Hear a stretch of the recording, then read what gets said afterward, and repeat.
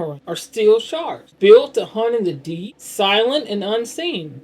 Their whole reason for being is to sink ships.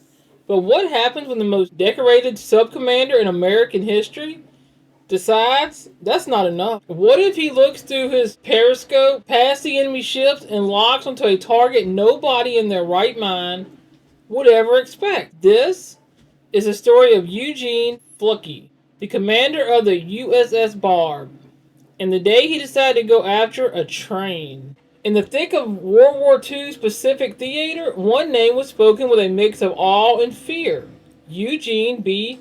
Fluckey. When he took command of the USS Barb in April of 1944, Eugene wasn't just another skipper. He was a game changer. His motto was simple: we don't have problems, just solutions. And his solutions were rewriting the book on submarine warfare. He pioneered daring tactics like sneaking up on Japanese convoys from behind by blending in with their own escort ships. On one legendary patrol, he took the Barb into the dangerously shallow waters of Makwana Harbor off the coast of China, a place where no submarine was supposed to go. In just 30 feet of water, he unleashed hell on a group of more than 30 enemy ships, scoring 8 direct torpedo hits. Then, with enemy frigates breathing down his neck, he pushed the Barb's engines to 150% overload, setting a world speed record for a submarine at 23.5 knots and leaving his pursuers in his wake. For this unbelievable act, Fluckey was awarded the Medal of Honor to go along with the 4 Navy crosses he eventually earned. His crew called him Lucky Fluckey, and for good reason. He sank ship after ship, including an aircraft carrier, racking up one of the highest tonnage tallies of any American skipper in the war. But maybe the most telling number from his time in command was 0. In 5 aggressive war patrols through the most dangerous waters of the war, not a single member of his crew was killed or wounded. Fluckey was always brought his men home.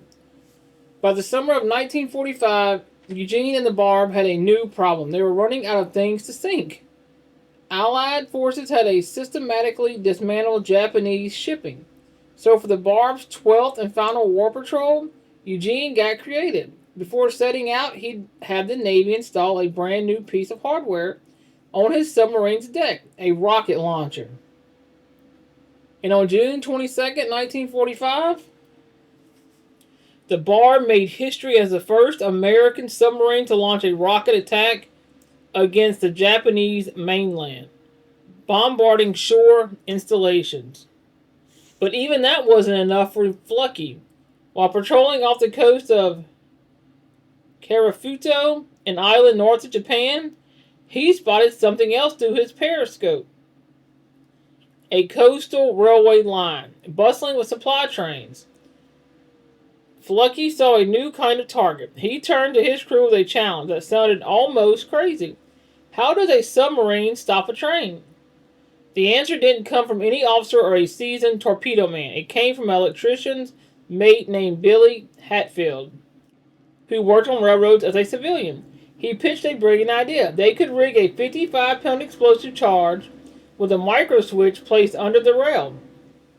The weight of the train itself would trigger the explosion.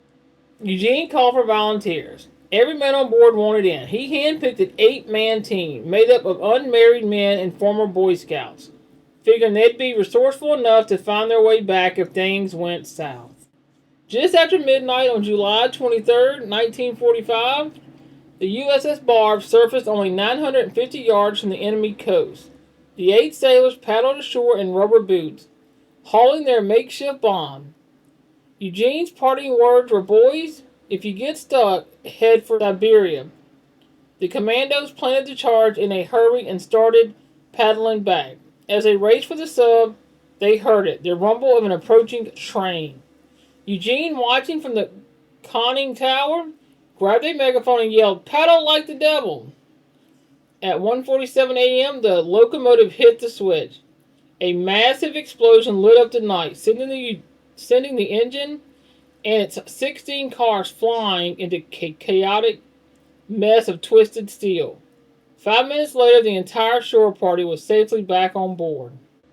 To this day, the USS Barb is the only submarine in history with a confirmed kill marking for a train on its battle flag. It's a perfect symbol of the creative and audacious thinking that defined Eugene Flecky's command.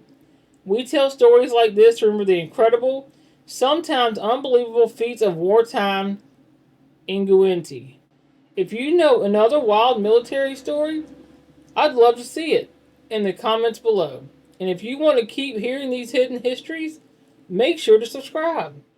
The train sinking mission was the only good combat operation carried out on the Japanese home island by the U.S. forces during all of World War II. Eugene Flecky's career didn't stop there. He went on to become a rear admiral, eventually serving as the director of the naval intelligence before retiring in 1972. He later wrote a memoir titled Thunder Below, documenting the incredible story of the USS Barb and its crew. But his crew was always his greatest source of pride. Eugene proved that a leader's job isn't just about winning, it's about bringing your people home.